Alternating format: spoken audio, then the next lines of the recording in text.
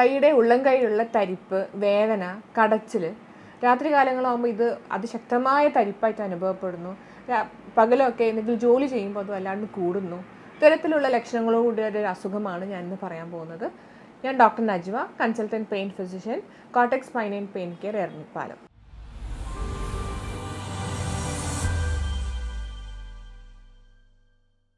Carpal tunnel syndrome, അതായത് നമ്മളുടെ കൈയിൻ്റെ ഉള്ളം കൈയിലുള്ള കൈകളിലേക്ക് 3 നാഡികളാണ് പ്രധാനമായും കൊടുക്കുന്നത്. അതിൽ ഒന്ന് റേഡിയൽ നെർവ് ഉണ്ട്, മീഡിയൻ നെർവ്, അൾനാർ നെർവ്. ഇതിലുള്ള മീഡിയൻ നെർവ് എന്ന് പറയുന്ന ആ ഒരു പ്രത്യേക നാഡി നമ്മളുടെ കൈൻ്റെ ഉൾവശത്തോടു കൂടി ഇവിടെ ഒരു ടണൽ പോലെയുള്ളൊരു ഒരു പാലം പോലെയുള്ളൊരു സംഭവമുണ്ട്. അതിൻ്റെ ഇടയിൽ കൂടെ പോകുമ്പോൾ ഉണ്ടാകുന്ന കംപ്രഷൻ കാരണം, അവിടെ ആ ഒരു ടൈറ്റ്നെസ് കാരണം ഉണ്ടാകുന്ന ഒരു അസുഖമാണ് കാർപ്പൽ ടണൽ സിൻഡ്രോം. ഒരു 5 to 10%, 5 മുതൽ 10% വരെയുള്ള ജനറൽ പോപ്പുലേഷനിൽ ഇത് ഭയങ്കര കോമൺ ആണ്. ഞരമ്പിൻ്റെ വേദനകളിൽ ഏറ്റവും കൂടുതൽ കോമൺ ആയിട്ട് കാണുന്ന ഒരു സിൻഡ്രോമാണ് കാർപ്പൽ ടണൽ സിൻഡ്രോം. കയ്യിലുള്ള അതിശക്തമായ തരിപ്പ്, വേദന, കടച്ചിൽ, രാത്രിയാകുമ്പോൾ ഇത് വല്ലാതെ കൂടുന്നു. കൂടുതൽ ജോലി ചെയ്യുമ്പോൾ, കിച്ചണിൽ കുറച്ച് നേരം നിന്നിട്ട് കൈ കൊണ്ട് എന്തെങ്കിലും ചെയ്യുമ്പോൾ വേദന കൂടുന്നു, തരിപ്പ് കൂടുന്നു. അതുപോലെ ഫോണൊക്കെ പിടിക്കുമ്പോൾ ഉള്ള വേദന, എന്തെങ്കിലും പ്രത്യേക ഒരു മെഷീൻ യൂസ് ചെയ്യുമ്പോൾ, സൈക്കിളാണെങ്കിലും ഹാമർ ആണെങ്കിലും ഡ്രില്ലിങ് പോലത്തെ മെഷീൻ ഉപയോഗിക്കുമ്പോൾ ഉള്ള തരിപ്പ് കൂടി വരുന്നു. കൂടുതലായിട്ട് നമ്മൾ റൈറ്റ് ആണല്ലോ, നമ്മൾ റൈറ്റ് ഹാൻഡഡ് ആൾക്കാരാണ്, റൈറ്റിലായിരിക്കും കൂടുതലായിട്ട് വരുന്നത്. ചില ആൾക്കാർക്ക് ലെഫ്റ്റിലും വരും. അപ്പോൾ ഇതാണ് കൂടുതൽ എന്തൊക്കെയാണ് റിസ്ക് ഫാക്ടേഴ്സ് എന്നുള്ളത്. പിന്നെ ചില കൂടുതൽ ഈ അസുഖം വരാൻ സാധ്യതയുള്ളൊരു പോപ്പുലേഷനാണ് ഷുഗറുള്ള ആൾക്കാർ, തൈറോയിഡുള്ള പ്രശ്നങ്ങൾ, നല്ല വണ്ണമുള്ള ആൾക്കാർ, BMI ഇൻഡെക്സ് more than 30 ഒക്കെ ഉള്ള ആൾക്കാർക്ക് ഈ ഒരു അസുഖം വരാനുള്ള സാധ്യത കൂടുതലാണ്. അതായത് ഈ ഒരു ഞരമ്പിന് അവിടെ കടന്നു പോകാനുള്ള സ്ഥലം പരിമിതപ്പെടുമ്പോഴാണ് ഈ അസുഖം വരുന്നത്. പിന്നെയുള്ള മറ്റുള്ള അസുഖങ്ങളാണ് നമ്മളുടെ ഈ ജോയിൻസിന് സ്റ്റിഫ്നെസ് വരാം. കൂടുതലായിട്ട് ഇങ്ങനെ കമ്പ്യൂട്ടറിലൊക്കെ വർക്ക് ചെയ്യുന്ന ആൾക്കാർക്ക് ഉണ്ടാകുന്ന പ്രശ്നങ്ങൾ, കൂടുതലായിട്ട് ഈ ജോയിൻസിന് കൂടുതൽ മൂവ്മെൻറ്റ്സ് വരുന്ന ആൾക്കാർക്ക്, ഈ പറഞ്ഞ പോലെ ഫാക്ടറി തൊഴിലാളികൾ, അതുപോലെ കൈപ്പണി ചെയ്യുന്ന ആൾക്കാർക്ക്, ഇത്തരത്തിലുള്ള ആൾക്കാർക്ക് കൂടുതലായിട്ട് കണ്ടുവരുന്നു. പിന്നെ ലക്ഷണങ്ങൾ ഞാൻ നേരത്തെ പറഞ്ഞു, നല്ല കൈയിൻ്റെ ഉള്ളം കൈയിലെ തരിപ്പ്, കൂടുതലായിട്ടും 1, 2, 3 അര, ഈ ഒരു 3 അര വിരലുകൾക്കാണ് ഈ ഞരമ്പ് സപ്ലൈ ചെയ്യുന്നത്. ആ വിരലുകൾക്ക് ഉണ്ടാകുന്ന പ്രശ്നങ്ങൾ, എന്തെങ്കിലും ഹോൾഡ് ചെയ്യുന്നത്, ഇതൊക്കെ തുടക്കക്കാർക്കാണെങ്കിൽ ഇങ്ങനെയൊക്കെ സിംറ്റംസ് ഉണ്ടാവുക. കുറച്ചുകൂടി ആ കാലക്രമേണ ആ ഞരമ്പുകൾക്ക് കൂടുതൽ ക്ഷീണം വരുമ്പോൾ, കൂടുതൽ കംപ്രഷൻ വരുമ്പം നമ്മളുടെ കൈയുടെ പ്രവർത്തനങ്ങളെ തന്നെ അത് ബാധിക്കും. അതിലൊന്നാണ് നമ്മളുടെ കയ്യിൽ നിന്ന് എന്തെങ്കിലും സാധനം എടുക്കുമ്പോൾ അത് പിടുത്തം കിട്ടാത്ത വരിക, കയ്യിൽ നിന്ന് എന്തെങ്കിലും പാത്രങ്ങളൊക്കെ വീണു പോവുക, ഈ ഒരു മൂവ്മെൻറ്റ് നടക്കാതെ വരിക. അപ്പോൾ ഇത്തരത്തിലുള്ള ഒരു അവയവത്തിൻ്റെ തന്നെ ഫങ്ഷനെ ബാധിക്കുന്ന തരത്തിലുള്ള ലക്ഷണങ്ങളും കാർപ്പൽ ടണൽ സിൻഡ്രോമിന് വരും. കൂടുതലായി രാത്രിയായിരിക്കും ഇവർക്ക് തരിപ്പ് കൂടി വരുന്നത്. പകലൊക്കെ ജോലി ചെയ്യുമ്പോൾ വലിയ പ്രശ്നം ഉണ്ടാവില്ല, പക്ഷേ കുറച്ചൊക്കെ ജോലി ചെയ്ത് കഴിയുമ്പോഴത്തേക്ക് തരിപ്പ് കൂടി വരും. അപ്പോൾ ഇത് പ്രഗ്നൻസിയിലും കൂടുതലായിട്ട് കണ്ടുവരാറുണ്ട്. അവസാനത്തെ 3 മാസങ്ങളിൽ ഈ കൈകാല തരിപ്പൊക്കെ ഉണ്ടാകുന്നത് ഇതിൻ്റെ കൂടെ തന്നെയാണ്. ചില ആൾക്കാർക്ക് പ്രത്യേകിച്ച് ഒരു മെഡിസിനോ ട്രീറ്റ്മെൻ്റ് ഒന്നും കൂടാതെ തന്നെ അതങ്ങ് മാറും. പ്രഗ്നൻസി കഴിഞ്ഞ ഒരു 3 മാസം വരെ ഇതൊക്കെ നിലനിൽക്കും, പിന്നെ അങ്ങ് മാറിപ്പോകാറുണ്ട്. അത് നിലനിന്ന് പോകുന്ന ആൾക്കാരും ഉണ്ട്. അപ്പം ഇതൊക്കെയാണ് ലക്ഷണങ്ങളും അത് ആർക്കൊക്കെയാണ് കൂടുതൽ വരുന്നതും എന്നുള്ളത്.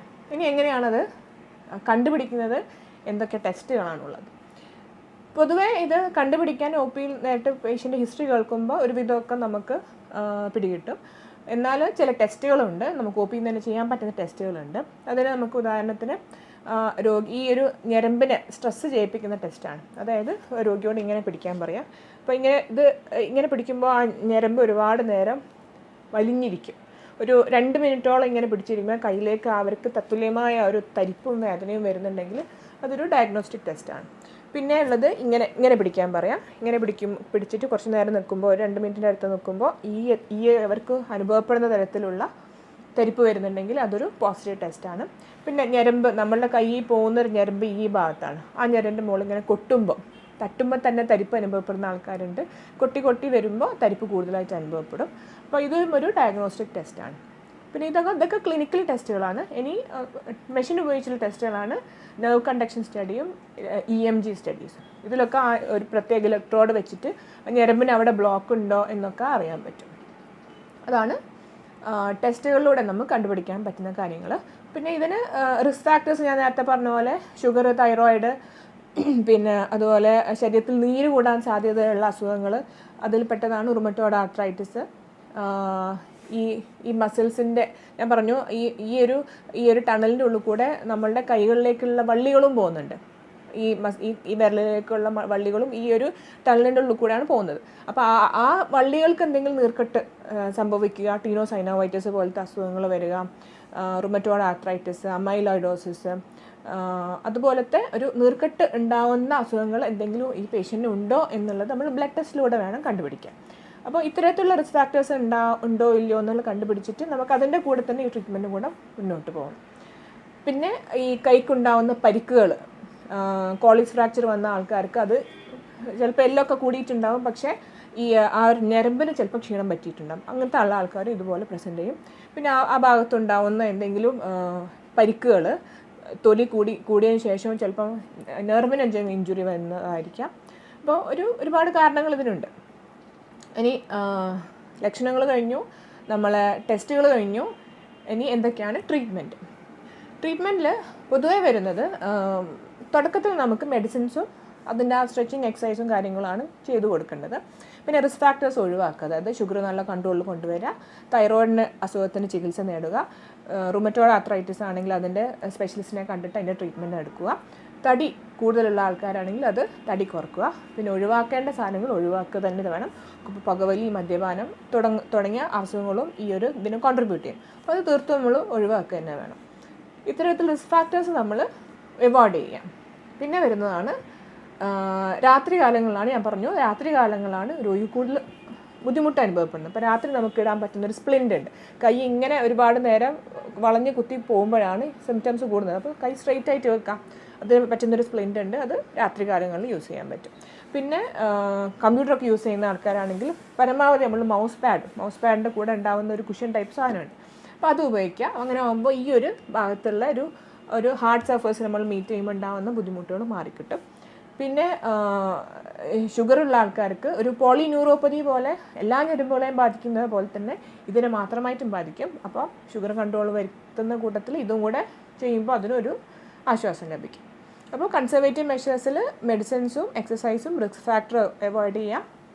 പിന്നെ വരുന്നതാണ് ഫിസിയോതെറാപ്പിയിൽ ഒരുപാട് മൊഡാലിറ്റീസ് ഉണ്ട്. നമ്മുടെ കുറച്ച് കാലം കഴിയുമ്പോൾ ഈ ഞരമ്പിന് ഒരുപാട് ക്ഷതം വരുമ്പോൾ ഈ മസിൽസിനൊക്കെ ഒരു വണ്ണം കുറഞ്ഞു വരും, ഒരു പരപ്പ് സംഭവിക്കും. അപ്പോൾ ഈ മസിലിൻ്റെ സ്ട്രെങ്ത്ത് കൂട്ടേണ്ട എക്സസൈസ് കാര്യങ്ങൾ ചെയ്യണം. അതുപോലെ ഈ ഒരു കൈവെള്ളയിൽ മുഴുവൻ മസിൽസിൻ്റെ സ്ട്രെങ്ത്ത് കൂട്ടേണ്ട എക്സസൈസും ചെയ്യണം. അപ്പോൾ ഫിസിയോതെറാപ്പിയിലൂടെ നമുക്ക് ഒരുപാട് ആശ്വാസം കിട്ടും. പിന്നെ വരുന്നതാണ് ഇഞ്ചക്ഷൻ രൂപത്തിലുള്ള ട്രീറ്റ്മെൻറ്റ്. അതിൽപ്പെട്ട ഒരു ട്രീറ്റ്മെൻറ്റാണ് ഒന്ന് സ്റ്റീറോയിഡ് ഇഞ്ചക്ഷൻ. ആ സ്റ്റീറോയിഡ് ഇഞ്ചക്ഷൻ ചെയ്യുമ്പോൾ നമ്മൾ കൈയിൻ്റെ ഈ ഒരു ഞരമ്പിൻ്റെ നീർക്കെട്ട് കുറഞ്ഞു കിട്ടും. അത് പണ്ട് കാലങ്ങളിലൊക്കെ ബ്ലൈൻഡായിട്ട് ചെയ്ത്, അതായത് പ്രത്യേകിച്ച് സ്കാനിങ് ഒന്നും കൂടാതെ തന്നെ ചെയ്തുകൊണ്ടിരുന്ന സംഭവമാണ്.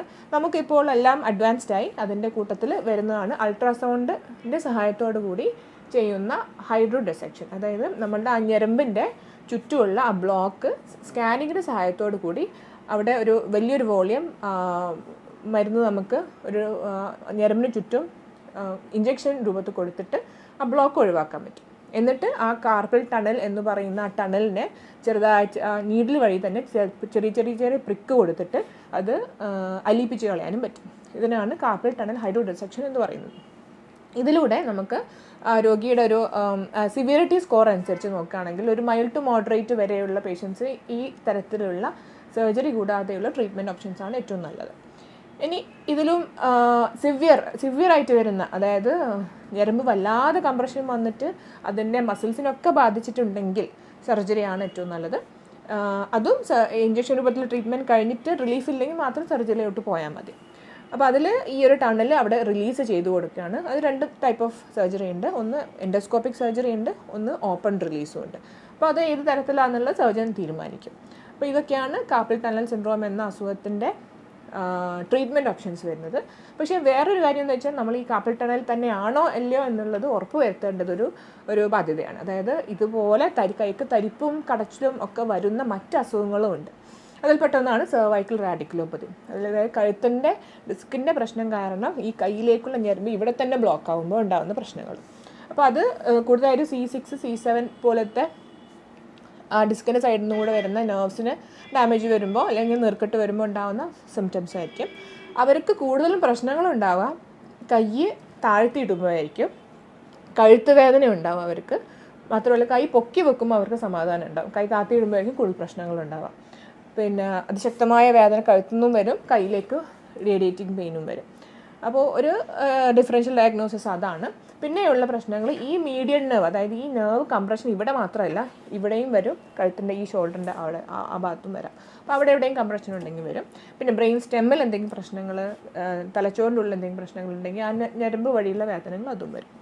അപ്പോൾ കൃത്യമായ ഒരു ഡയഗ്നോസിസിൻ്റെ മുകളിൽ വർക്കപ്പ് ചെയ്തിട്ട് വേണം നമുക്ക് ട്രീറ്റ്മെൻറ്റ് ഓപ്ഷൻസ് തീരുമാനിക്കാൻ. തുടക്കത്തിൽ തന്നെ ചികിത്സിച്ചാൽ ഏറ്റവും കൂടുതൽ റിസൾട്ട് ഉള്ളൊരു ട്രീറ്റ്മെൻറ്റ്, തുടക്കത്തിൽ തന്നെ ചികിത്സിച്ചാൽ ഏറ്റവും കൂടുതൽ റിസൾട്ട് ഉള്ള ഒരു അസുഖം കൂടിയാണ് കാർപ്പൽ ടണൽ.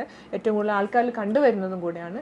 ഈ ഒരു ഇതിങ്ങനെ നമ്മൾ ട്രീറ്റ് ചെയ്യാതെ ഇരിക്കുമ്പോൾ ഉള്ള ബുദ്ധിമുട്ടുകൾ എന്തൊക്കെയാണെന്ന് വെച്ചാൽ, ഈ ഒരു കോശം, ഈ ഒരു മസിൽ വല്ലാതെ ക്ഷയിച്ചു പോവുകയും നമുക്ക് കൈകൊണ്ട് ചെയ്യേണ്ട ജോലികൾ ചെയ്യാൻ പറ്റാതെയും കയ്യിൽ മസിൽസിൻ്റെ സ്ട്രെങ്ത് കുറഞ്ഞു പോവുകയും നാടി പെർമനൻ്റായിട്ട് അത് ശോഷിച്ചു പോവുകയും ചെയ്യും.